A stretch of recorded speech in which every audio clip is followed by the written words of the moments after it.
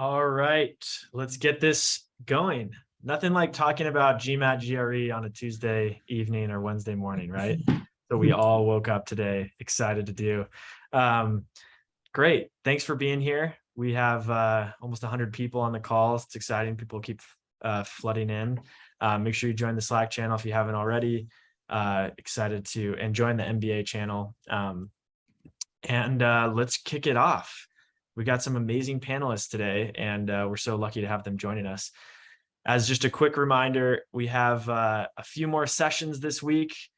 Tomorrow is letters of recommendation, Thursday is essays, and then Friday is school-specific night. So make sure you come to those. We have so many free resources and other things that we're going to be handing out at each of these. So make sure you take advantage of this. It's all free, and we're so grateful to our coaches and panelists for being here.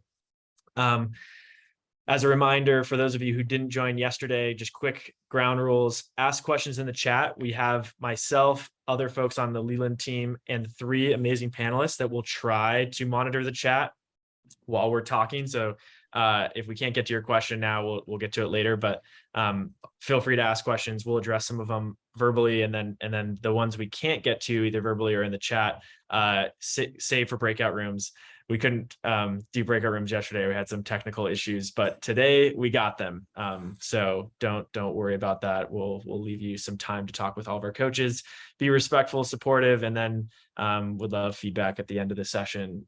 So we'll send that out. Great. Let's get some engagement from you, because no one wanted to answer my question about how you're feeling. Will you jump in the chat and tell us which test you plan on taking, GMAT GRE, or if you don't know, that's okay.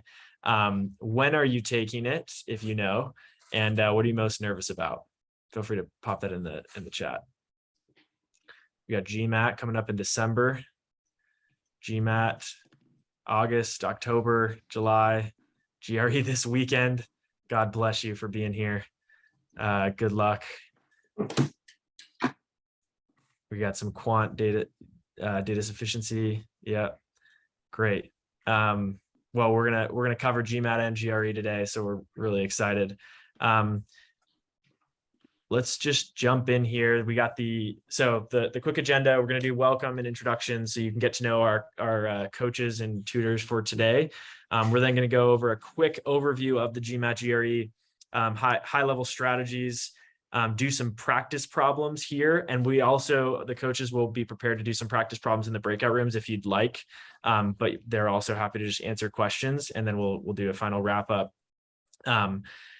As just a quick reminder, you have free coach credit, so use that by the end of this month. This is the code. We don't do these very often, so make sure you're taking advantage of that. You can book time with any of these coaches and use this coaching credit. And then you can also join small group classes. We have several of those coming up, so we'll drop all of these links. But just a reminder. By way of introduction, for those of you who weren't on the call yesterday, my name's John. I'm the CEO and co-founder of Leland. Background in product management, graduated from Stanford GSB, and very excited to be here with these 3 amazing people. I'm going to kick it over to Marie first to do her quick background, and then over to Josh and then Bilal. Take it away, Marie. Hi, my name is Marie Bursick. I've been tutoring for about 20 years now. I started off I took the LSAT a long time ago. I was an SAT coach for a long time. I became a high school math teacher. I got my master's in math education from Teachers College, Columbia. And I've always been driven towards problem solving. It was something I did contest math when I was in high school. And I worked through Kaplan for a couple of years teaching all the tests, and I got trained to teach GMAT GRE through them. But I stopped working basically about 2008 for Kaplan, and I've been doing it ever since. For the last 6 years, I've been doing it full time, GMAT, GRE, and also SAT and ACT. Did I cover everything? All right, thanks, Marie. Josh, take it away. All right, so my name is Josh Braslow. I worked for Manhattan Prep for just over 15 years. That's how I got started in this industry. I've been doing the GMAT, also GMAT and GRE tutoring also for a little over 20 years now. Interesting fact, I started teaching the GMAT in another language years back. that was my real introduction. I was living in Israel at the time. I was teaching the GMAT in Hebrew, actually, which was fun. Yeah, my real passion for GMAT and GRE teaching, this is a little more the case on the GMAT, I would say, than the GRE, is helping people achieve the level of I want to say mastery of even of self that's required to do well on the GMAT. Like it's really, as many of you know, probably a very difficult exam. It takes you really being all there and all on board, not just in terms of content, but in terms of decision-making skills and calmness of mind during the time, and all of these things really creates a very interesting experience as a tutor to kind of work with people on that. So that's been my real pleasure over the years, and I've worked with, I mean, literally thousands of students, and have had a lot of fun with it and still enjoy it. So that's it.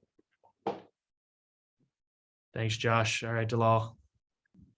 Hi, everyone. Nice to meet you all. Thank you for coming. I am Dalal Al-Dalemi. I am from Kuwait. I'm an international student and an incoming student at Kellogg's MMM program. So that's the MBA and the MS program. My journey with the GMAT started in 2014. I went from a 250 to a 780. And it took me a really long time to get to that score, but it does not have to take you that much long. And this is why I'm doing what I'm doing, to teach you how to take less time to get to that score that you aspire to get to. My love for the GMAT started actually in 2014, when I was like, I was super insecure about my English language, being a non-native English speaker. And I've heard from a friend at that time that the reading comprehension section and all of the reading and all of that helps you with learning English and being better in speaking English and reading and all of that. So I just fell in love with the GMAT at that time. I just didn't have the guidance or enough guidance or the right mentoring and just the right guidance to know how to get to that score. So I love helping people, particularly with the RC section, the verbal section, especially non-native English speakers. And if I could do it, you could do it too. Hopefully it won't take you as much as it took me. So that's why we're here today. So my passion lies in music. I love music. I'm actually a professional singer on the side. I make educational music for kids, and I coach people, with the GMAT and all of that. So I'm really happy to be here. Thank you. Thanks, Dalal. Yes. Perfect. Wow. So lucky to have all three of you. Thank you for being here. Let's jump in. We're going to start off by doing just a quick overview of the GMAT GRE. And I've asked Marie if she wouldn't mind kind of talking through the details here. So Marie, I'll kick it over to you. Okay, so both the GMAT and the GRE test both your quantitative math skills and your verbal skills. The GMAT, when we say format, is question adaptive. Basically, it's adjusting to each question. So if you get it right, it gets harder. If you get it wrong, easier. That's just a basic format of it. The scores range from a 200 to an 800. You see the cost. The time is 3.5 hours, and it's valid for 5 years. Things to know about the GMAT is that you have one quant section that has 31 problems. You have 2 minutes per problem. You have your verbal section with roughly the same amount of time.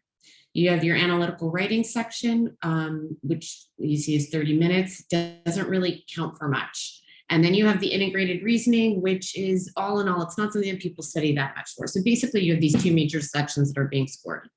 In the GRE, when you say it's section adaptive, it's basically you take one section. Let's say you take the math, there's 2 math sections. So if you take the math section, and depending on how you do that, it will adjust to your level for the second math section.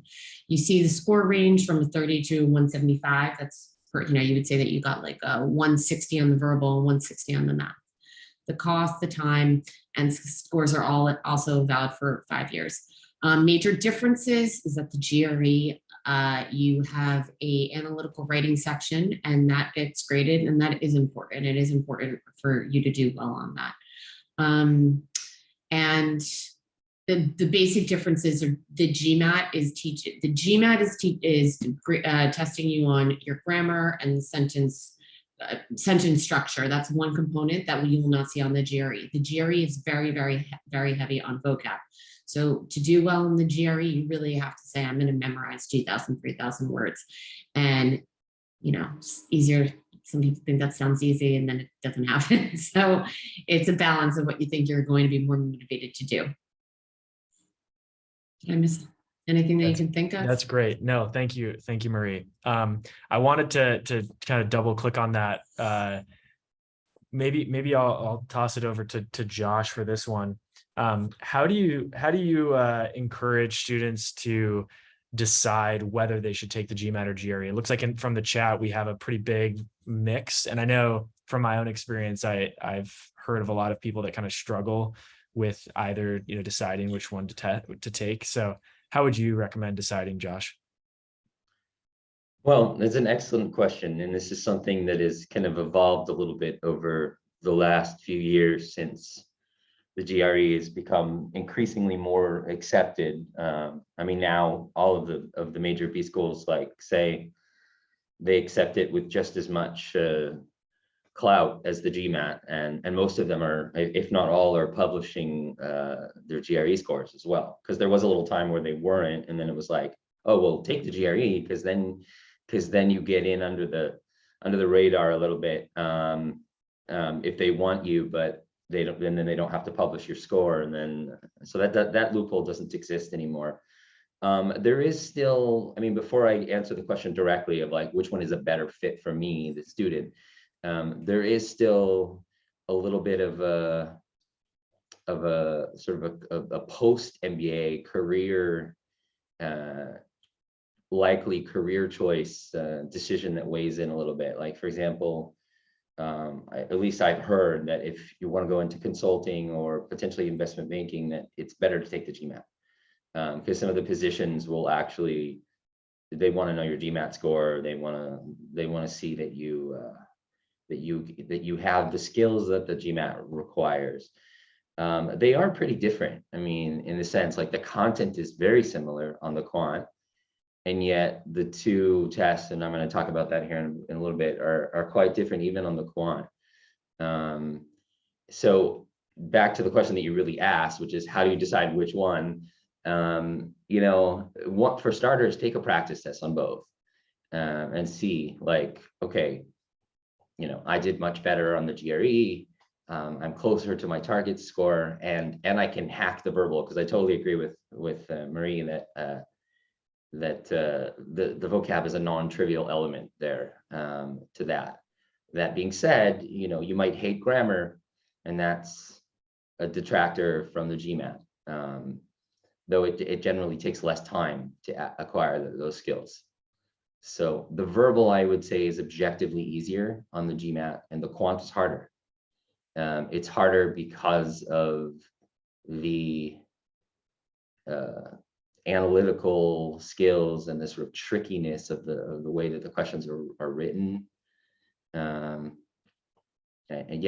things are much more straightforward on GRE quants questions. That being said, you have to get more of them right. You have to be more accurate. So it's a little bit more like traditional school tests in that way. Whereas the GMAT, you can actually miss a lot of questions, but you have to miss the right ones. If you miss the easy medium ones, you're in big trouble. So the adaptive part plays in quite a bit as well. I think that the GMAT's a lot more of a fun exam, to be honest. To be, I would say that the GMAT It's harder, but you feel like if you're good at math, or if you're going to take the time to learn strategy, you might be able to outsmart everyone else and do better on the GMAT versus, say, the GRE, which I agree. Like, I think the GMAT is a little bit more of a fun test because you can, if you figure out all the little ways to get around it, then you might have that advantage. Yeah, exactly. You have a lot more strategy options and on the GMAT, and you really just have to be able to bang out the content on the GRE to score well. Yeah, Dalal, anything else you wanted to add to that? Yeah, I want to add something about my experience, just, and maybe that's going to help some of the students here with like test anxiety. So test anxiety is very, very important to think about when you look at both tests. So if you're someone who is faced with, like, when you're faced with a difficult question, you kind of are the type of person who panics. I think the GRE is a lot better because it allows you to go back and forth between the questions, whereas the GMAT does not really give you that kind of ability to go just basically back and forth, because you have to choose a question and just like move on. The other thing that I want to say is, like, of course, like touching on what Mary was saying and Josh, it's very, see, for me as a non-native English speaker, when I was looking at the GMAT and GRE, the reason why I chose to focus a lot on the GMAT at first was because the vocabulary scared me. Like, it was like, this is a lot. Maybe I can actually do better on the quant. And I realized that, after studying a lot for, like, in the English sections, I realized that actually I'm not really bad with like the vocabulary section, but it is intensive. It takes a lot of memorization. The GRE does. I also remember the GRE having a lot of geometry questions. So there's like a lot of geometry in there in the GRE as well. So if you're good at geometry, like if that's your passion and you love it, I think the GRE would be better. And of course, with test anxiety, I think the GRE helps a lot because it allows you to go back and forth. And that's something that I struggled with personally, test anxiety.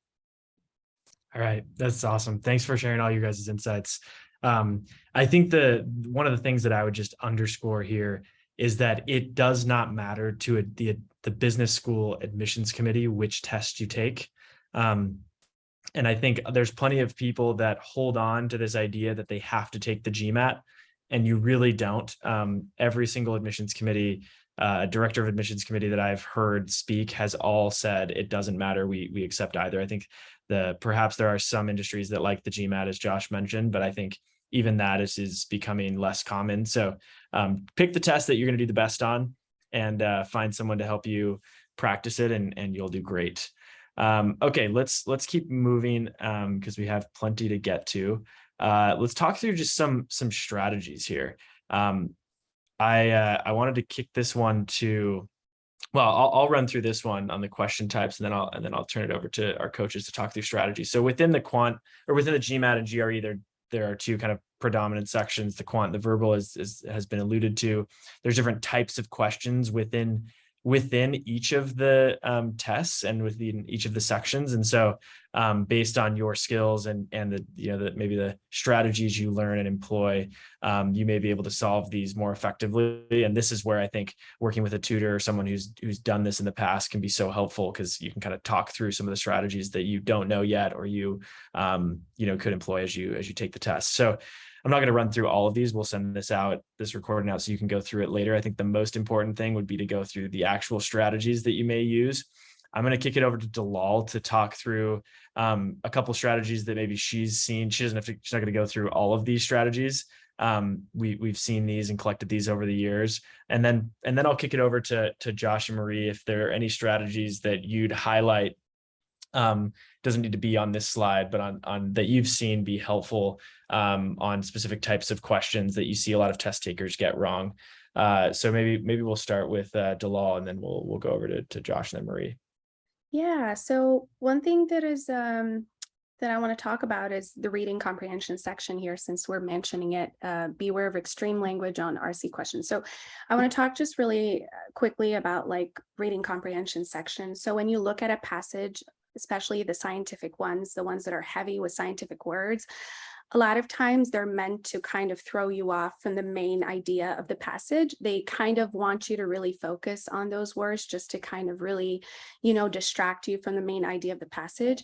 I say that one of the strategies that helped me personally with the RC section was to spend 70% of my time, if not 80% of my time, on the passage and breaking down everything and simplifying everything. Because when I did that, I found that while I was simplifying everything, I actually have answered the questions that usually are there, especially if if you're really good at note taking and things like that. So it's really important to learn how to simplify sections from the passage. The other thing that I want to talk about is, so I think I'm going to stop at the RC right now and maybe kind of give it to Josh and Mary, and maybe I could talk about the SC after. I don't want to make it all about both sections at one. I don't want to confuse people. Yeah, that sounds great. Josh and Marie, anything that you'd add, or any strategies that you found to be helpful that you see people employ? I think that overall, there are a lot of these strategies they're talking about that are pretty involved, that they would take not just like a lesson or two to explain, but they take a couple, lessons to fine tune. It's like anything else. It's like working out at a gym. You can learn how to use machines, but you have, a trainer there who's helping you, fix your form and go faster and shave seconds. But ultimately, what I really hear myself saying over and over to students that I feel like they don't use enough is look at the answer choices. There are, especially, I'm talking really with problem solving or multiple choice questions, but look at the answer choices. One of those 5 is right. And you should be able to be light on your feet and plug them back in so that you can sort of, go high, low, this makes no sense. Because there are times when I've seen problems that are so hard. And after 40 seconds, I'm like, I'm not sure how to do this. And I just shift gears and do something else. And because I do that fast, that is what makes me a good test taker, because I don't always remember exactly the right way to do it, but I can figure out and hustle. And that's what, that's what I see when I see people who get those high level scores, that ability. It's not just always remembering how to do it the right way. It's how to hustle and figure it out backwards. Yeah, that's great.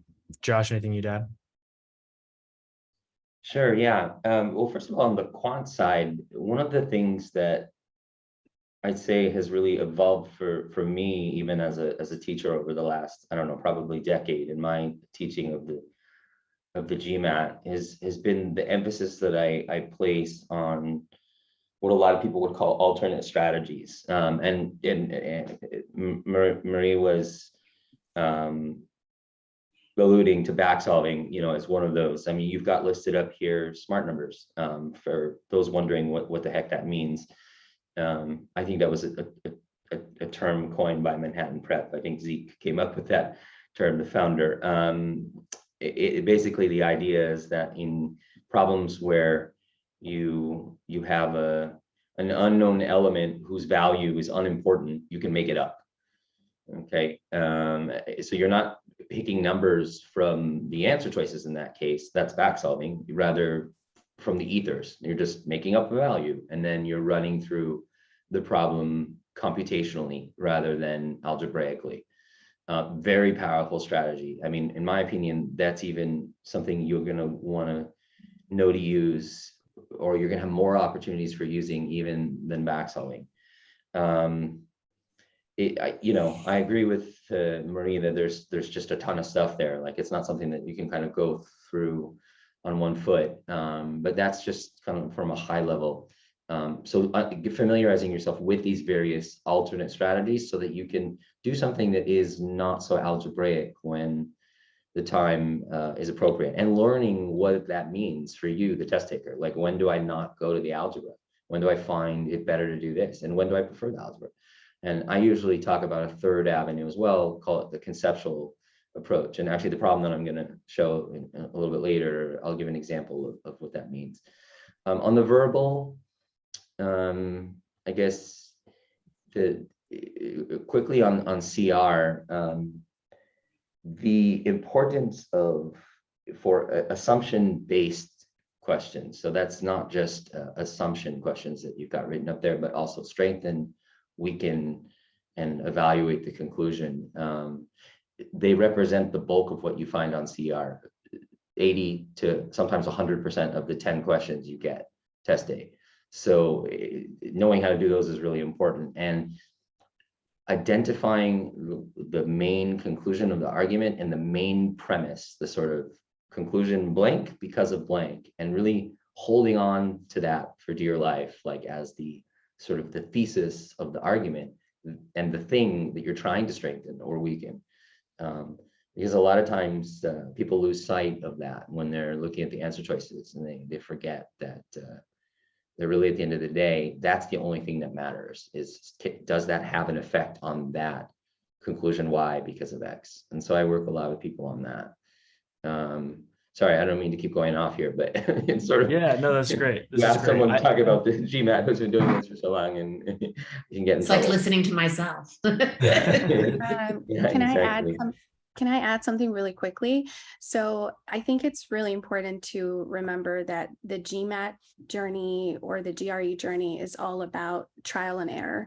And you have to find what really works for you, because we're all different learners, right? So everyone learns differently. And I remember when I first started, I was trying to find kind of like a magic pill, right? I was like, what is that kind of trick or thing that's going to like lead me to the highest score, or the score that I'm actually looking to get? And unfortunately, it doesn't work that way. There's no magic pill out there. The GMAT and the GRE is all about trying things out and seeing what works for you and how you learn best. And then one thing that I want to say as well about the verbal section, do not trust your gut when it comes to answering the questions, because the way that we speak is not actually always right grammatically. And that is something that I had to learn the hard way.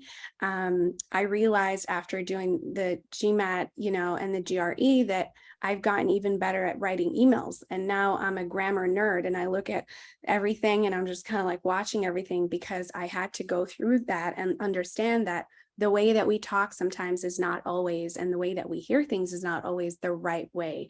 So don't trust when you look at a question and you look at the answers, you're like, oh, this sounds right. No, most of the time it's not the right answer. You have to have a valid and clear reason to eliminate the answer choices. Yeah, that's great. Thank you guys for walking through this. I mean, part of this is also just to illustrate that there are tools available and strategies available for people. And a lot of it, as was mentioned, a lot of it is just figuring out what works for you as a test taker and understanding your style, understanding what's out there. I thought it was interesting when I studied for the GMAT, I took a GMAT cold, and I got a higher score than I got after I had studied like a month later and took it again. And I think part of that was because I think I was overwhelmed with the amount of information and tools, and I started just trying to solve everything rather than picking the questions that I knew I could do well on. So I really wish I would have had some of these and practiced them a little bit more, and over time obviously started to use some of these tools more effectively and smoother and take different approaches, and was able to move it up above the score I got when I took it cold. Okay, let's keep moving. Should we go to the question? Sorry, what was that, Marie? There's a question about time management on the GMAT. I'm not sure if the question is about studying for the GMAT, which I'm roughly going to just throw out 10 weeks. That's my thing. Try to, if you have, 10 weeks is about like going full force. But I don't know if we're talking more specifically to the test. Just keep maybe let's do this. If you have maybe okay, let's do this. Marie, address the 10-week thing that you were just saying in terms of overall study plan.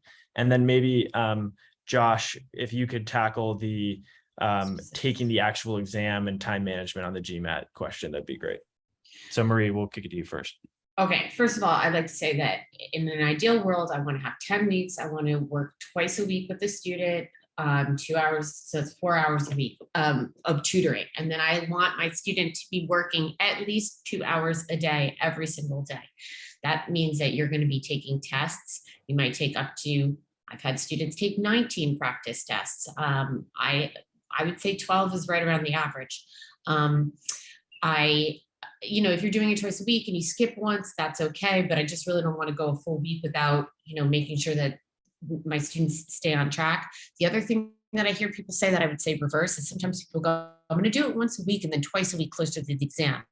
And if anything, I always feel like you should flip it. You should ramp up early because you're going to have plateaus and you're going to have to, you're going to hit parts, plateaus, and you're going to get to a good score. And it's just not this steady increase that everyone wants or thinks.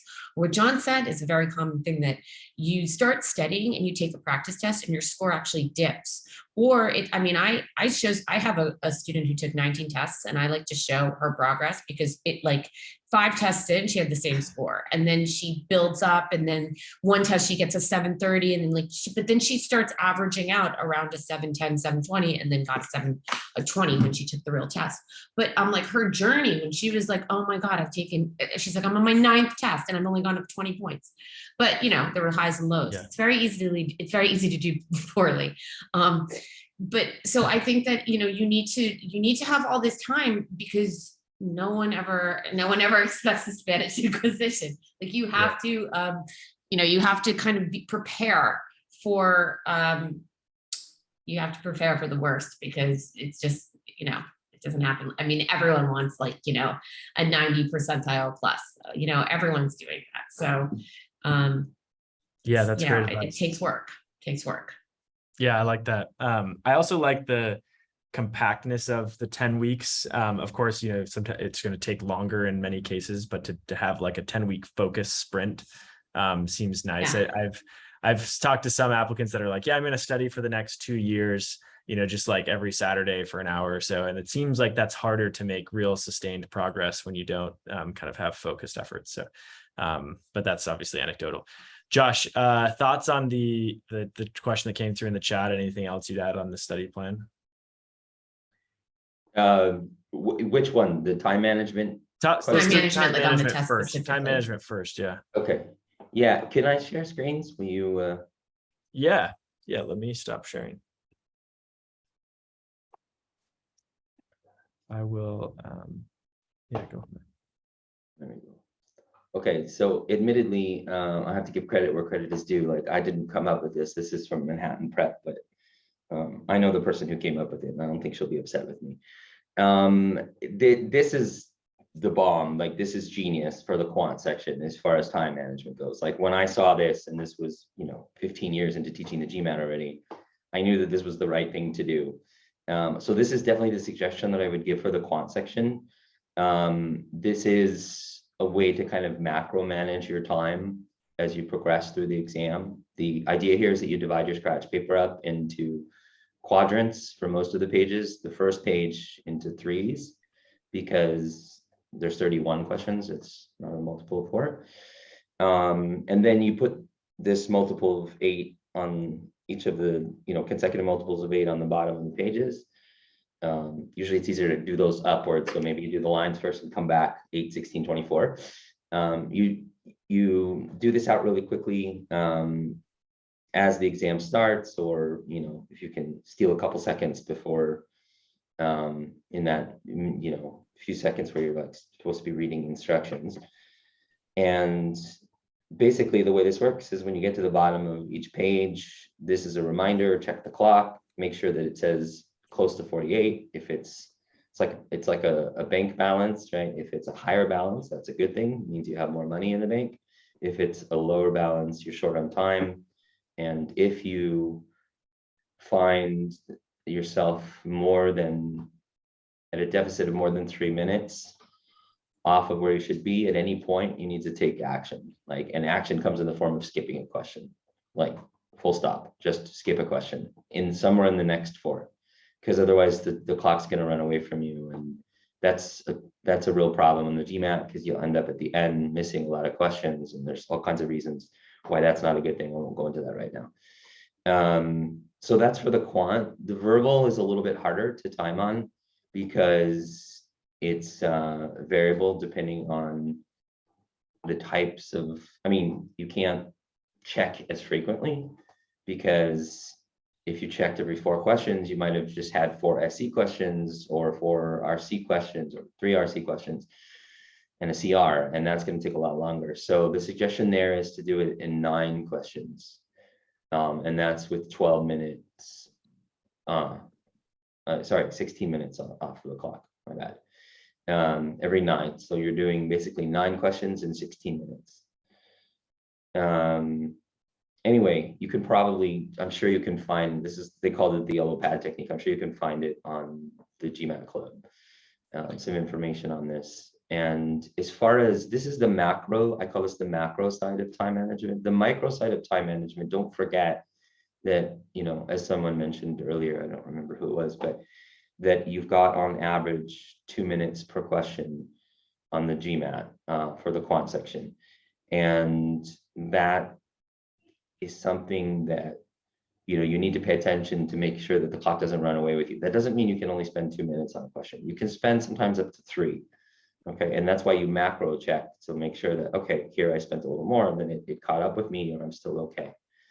But you should have a sense of when you're starting to break through that 2 minute mark, and then it should be intentional. Like, yeah, I'm doing this because I'm getting this and it's good, it's going well, or I'm just, you know, going down a rabbit hole and burning time here, and then you need to exit and strategically guess if you can, or just put something and move on. Very, very important. Okay, that's less likely to happen on the verbal, like the need to guess, or fewer people have timing issues on the verbal, but that really depends, especially if you're a non-native speaker. Obviously, that's more challenging. And you know, there it's a little, you know, it's 2 minutes per question on the CR, but with the RC and SC, it's a little different. So yeah, that answers your question. Josh, that was awesome. Thank you. And thanks, Luis, for asking the question.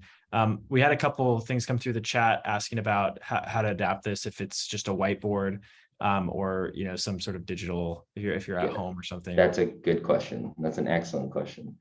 Yeah, so you're going to need to do something a little bit different there. I think the easiest way to do that, if you're not taking it at a center, is to not, you know, to not use every 4, to use every 5 questions. And you can, you know, you can basically, well, you have 2 options. You can either write up in the corner and just don't erase it, like your benchmarks. Yeah. But I found that people sort of prefer to do that every 5. You could also do it with every 4. I guess it doesn't really matter that much. Yeah. So you would put it up in the corner and just don't erase it. And you would just, the real catch there is you would need to remind yourself. That's why people do every 5, because it's easier to sort of, oh, I'm not number 5, I'm on number 10. And you know, instead of I'm on 12, I'm on 16, the multiples of 4 are less memorable, right? But if you think every 5, I got to stop and look up. Okay. Yeah, so, that's super helpful. Yeah. I'm not a big fan of the, I mean, just since you brought it up, of the at-home version of the GMAT, to be honest with you, even though I hate the idea of wearing a mask, taking the test, which I think that they're still doing in person. Yeah. The only reason why I say that about the is just about the at-home version is because I actually had a student have her test scores canceled, despite the fact that the what do you call it, the proctor. Yeah, thank you.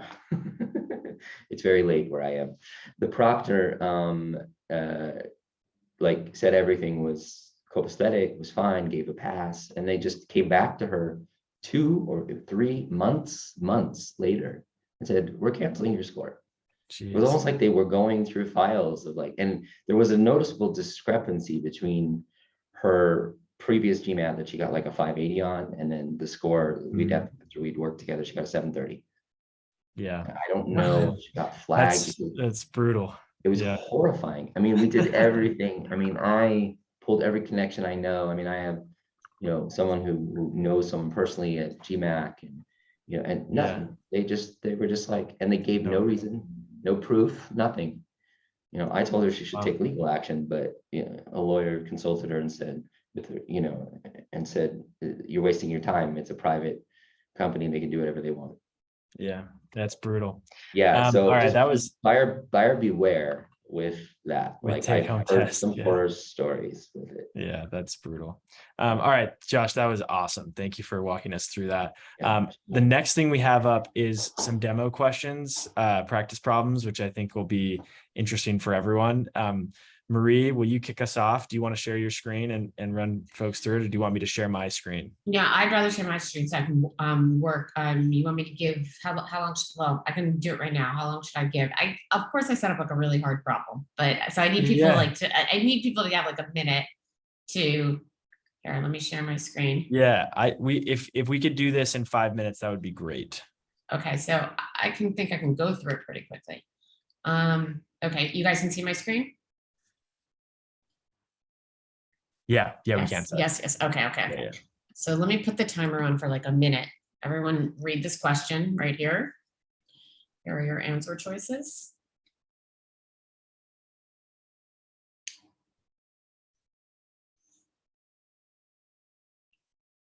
John, what do you think? Like maybe a minute, or why don't you tell me?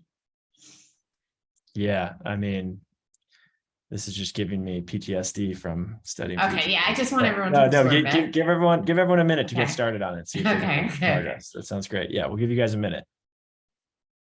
Give it your best shot. If you can solve this in a minute, then you're well on your way. This is why I'm a private tutor, because I need to know. I need to bounce Why don't we questions. Why don't we do off of this? people. Why don't we go until someone throws out an answer in chat, unless we hit a minute and a half or 2 minutes and don't Go ahead, yeah, sure.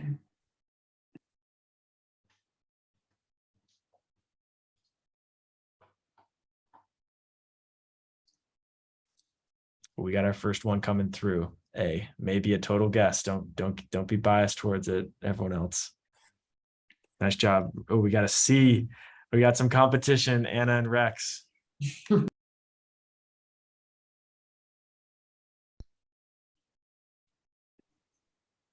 Oh, we got another C.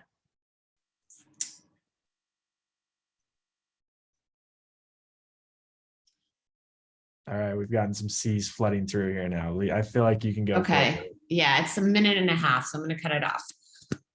Oh, shoot. Okay. So one thing, God, that would not be good.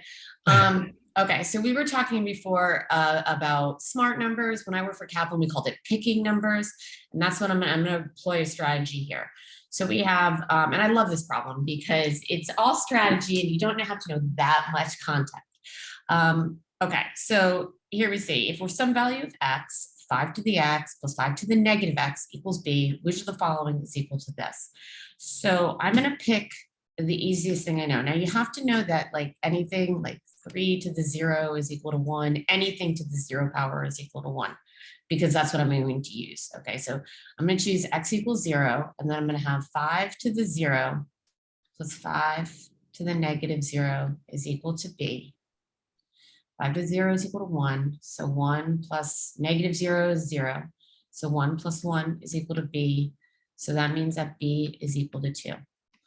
And then this gets a little messy sometimes. So what I tell my students to do is I go circle the things that you picked. So we picked 0 for X. I'm going to circle that. We solved for B and we got 2. And then I'm going to erase this. And then I'm going to look at the actual question. Okay, the actual question says, which of the following is equal to 25 to the X plus 25 to the negative X? And I had X is equal to 0, so that's 25 to the 0 plus 25 to the negative 0, which is equal to 1 plus 1. So the answer that I'm looking for, the answer to this question, which of the following is equal to this, the answer is 2. Okay, so I circle the things that I'm plugging in, I box the thing that I'm looking for. And look at the answer choices. I don't need X, but it kind of got folded into this question. So B is equal to 2. 5 times 2 is equal to 10. That's not equal to 2. This is 5 times 2 minus 10, which is equal to 0. That doesn't work. C, which a lot of people said this is 2 squared, which is 4. 4 not equal to 2. Look at D here. We have 2 squared minus 2, which is 4 minus 2 or equal to 2. That's a winner. And then let's try the final one just to make sure. 2 squared 4 minus 10 is equal to -6. That's not 2. So the answer is D. Okay. Now, you might be looking at this question, thinking like, what just happened? How are you allowed to do that? I think a lot of people are feeling that way, Marie. Totally. Well, that's what this is about. Okay. So you're looking at going like, how do I do this? When do I do this? And a lot of times students who are still pretty advanced are going like, I didn't even know that I could do that. But it's these nuances that we're talking about. We teach you these tricks. We show you a bunch of problems when you can use them, and then they catch you off guard. And that's kind of what you learn in tutoring. Like I'm teaching students this, and then I'm fine tuning that so that they know to use it as fast as possible, or at least that it's an option here, And yeah, I mean, this is just like one of the strategies that we touch upon. I mean, there's lots and lots, and you're constantly like with each little problem, you might need to be nuancing it. But this is like, this one's a big one, and this one's a good one. And yeah, there you go. That's awesome. Well done, Marie. All right, I'm going to kick it over to Josh if you can knock yours out, and then we'll do breakout rooms for the time we have left.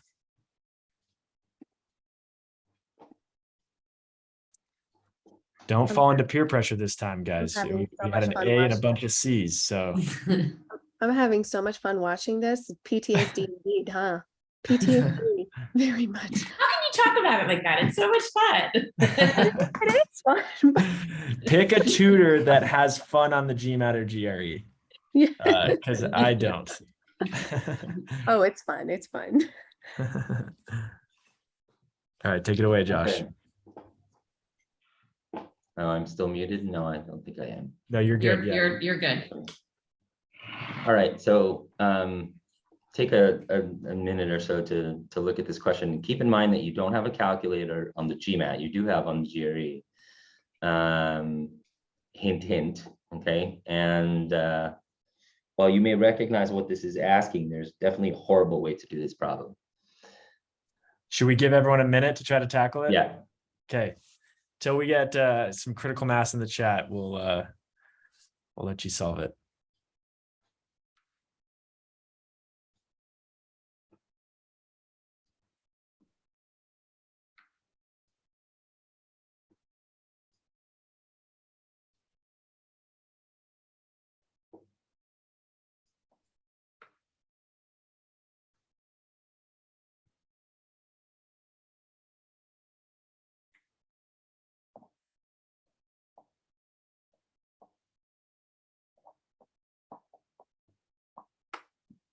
We got some D. Ooh, Andrew coming in hot.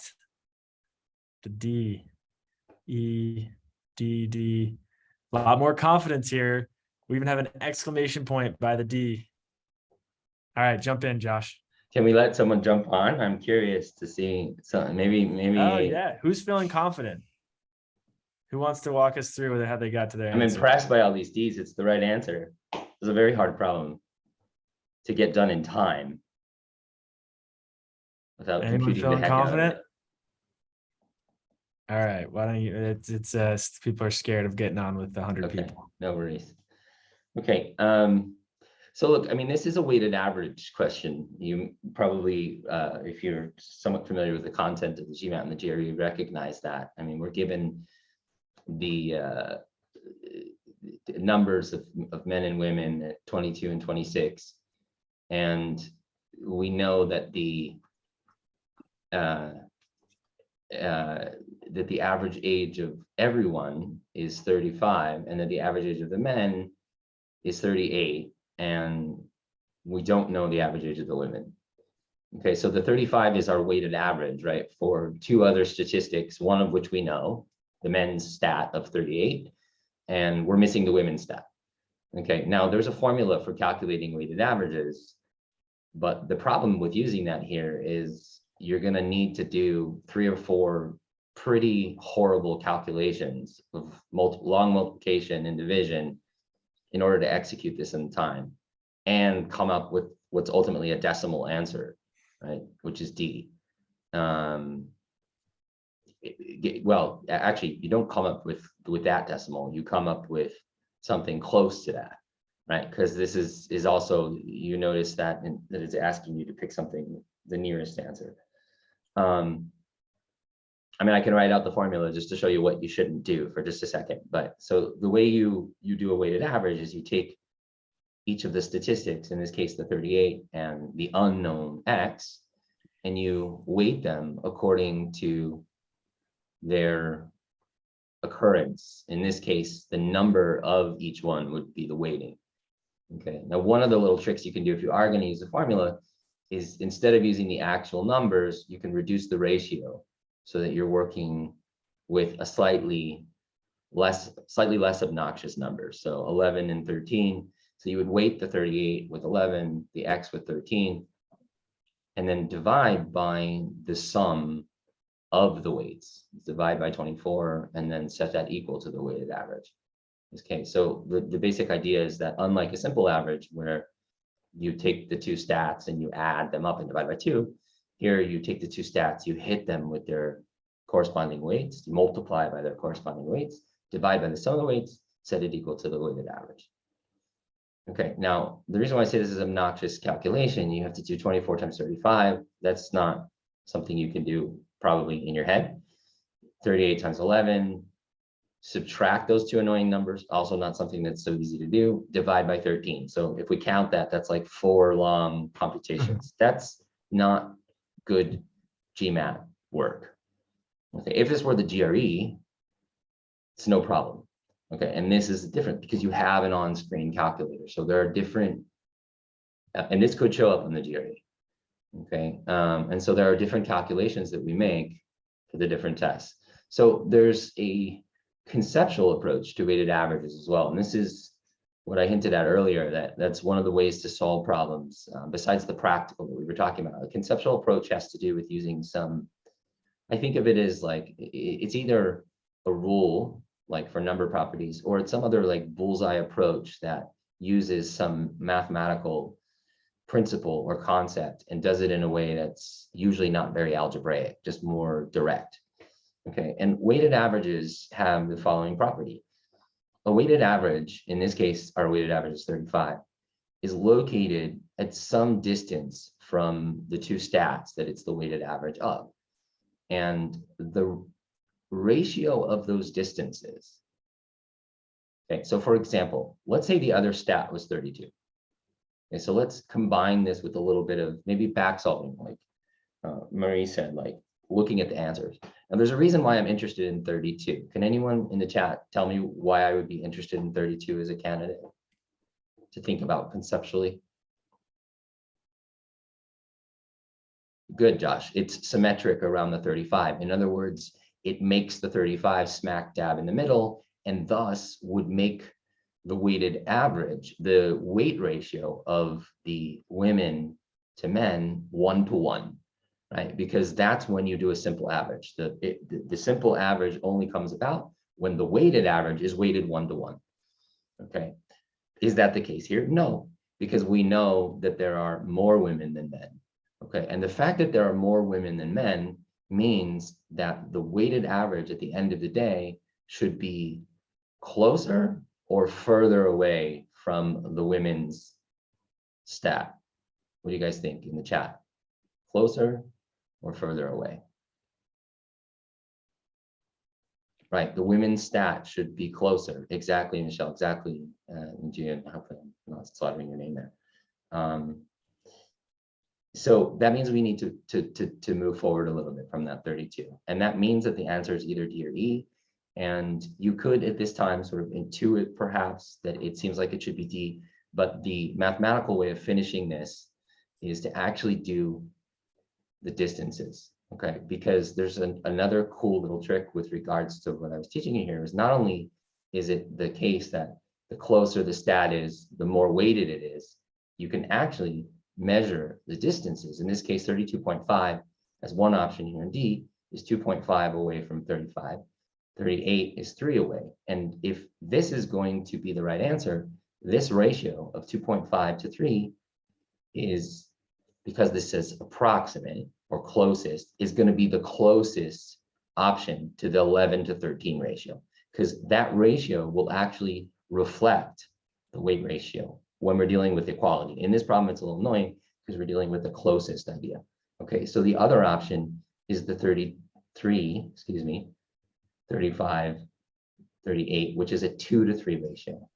you can probably see pretty easily that a 2.5 to 3 ratio is much closer to 11 to 13 than a 2 to 3. And one way to think about that is scaling this up a little bit, multiply by 4, 10 to 12 versus 8 to 12. So clearly the 10 to 12 is closer to the 11 to 13.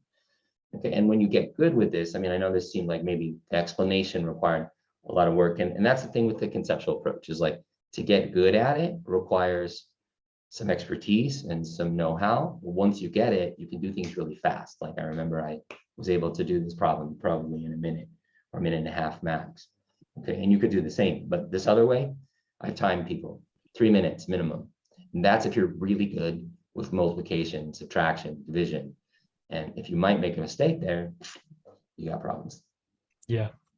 All right, Josh, this is awesome. Thank you. I'm going to move on because we're almost at time. Super helpful. Thank you. And thanks to Marie as well, and for Dalal. Okay, the last thing I want to just say is big thank you. Please join me in thanking them in the chat. This has been awesome, them sharing their knowledge for free with all of us. Definitely good to reflect on my time taking the GMAT, and good challenge. Lily dropped in their links if you want to book one-on-one time with them. You can do that through the Leland platform. They're all taking on clients, and they're limited, so reach out to them early if you want to work with them. And then reminder, yeah, you can use your $25 in free credit to get started with them.